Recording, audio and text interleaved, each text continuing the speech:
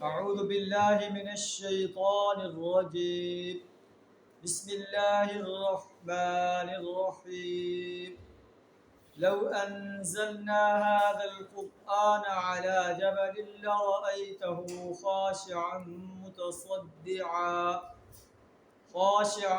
متصدعا من خشية الله. وتلك الأمثال نضربها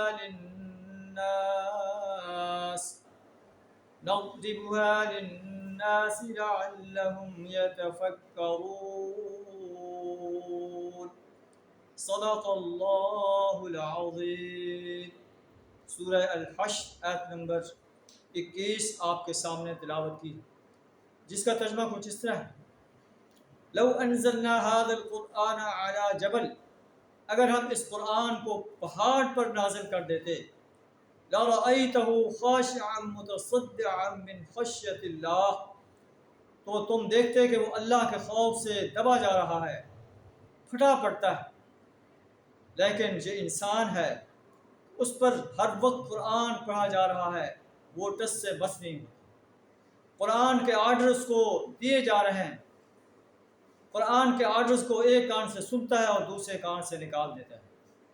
قرآن یہ آرڈر دیتا ہے: یا ایھا الناس اعبدوا ربکم، اے دنیا کے انسانوں اپنے رب کی بندگی اختیار کرو، اپنے رب کی غلامی اختیار کرو، اپنے رب کی پرستش کرو، اپنے رب کی اطاعت کرو، اپنے رب کی حاکمیت کو تسلیم کرو، اپنے رب کی حاکمیت کو قائم کرنے کے لیے جد و جہد کرو، اپنے رب کو ہی حاجت روا اور مشکل کشا مانو، اسی کی نظر و نیاز مانو. لیکن انسان ہے، انسانوں کے سامنے جھکا ہوا ہے.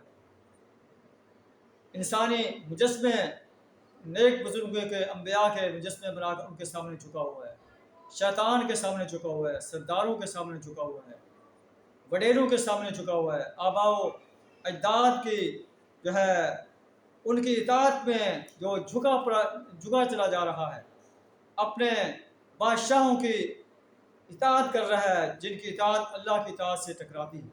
اللہ فرماتا ہے کہ اگر یہ قرآن پہاڑ پر نازل کر دیا جاتا تو وہ اللہ کے خوف سے پھٹ جاتا، دب جاتا.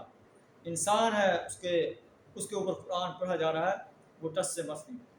اہل ایمان کی صفت بیان کی جا رہی ہے: انما المؤمنون الذین اذا ذکر اللہ، مومن تو وہ ہیں جب ان کے سامنے اللہ کا ذکر کیا جاتا ہے، وجلت قلوبہم، ان کے دل اللہ کے خوف سے کانپ اٹھتے ہیں. وَإِذَا تُلِيَتْ عَلَيْهِمْ آيَاتُهُ زَادَتْهُمْ ایمانا، جب اللہ کی آیات ان پر تلاوت کی جاتی ہے ان کے ایمان کے اندر اضافہ ہو جاتا ہے. تو کیا ہمارے دل بھی کانپ اٹھتے ہیں اور ہمارے ایمان کے اندر بھی اضافہ ہو جاتا ہے؟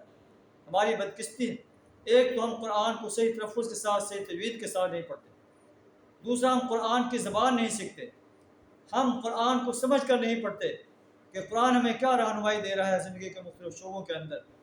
پھر کیسے ہمیں سمجھ آئے، کیسے ہمارے دل کانپ اٹھیں. ہم اپنے اوپر کتنا ظلم کر رہے ہیں کہ نہ قرآن کی زبان سیکھتے ہیں، نہ قرآن کی تجوید اور تلاوت سیکھتے ہیں، نہ قرآن کی تعلیمات کو اپنے اوپر امپلیمنٹ کرتے ہیں. کیسے ہمارے دل کانپ اٹھتے ہیں؟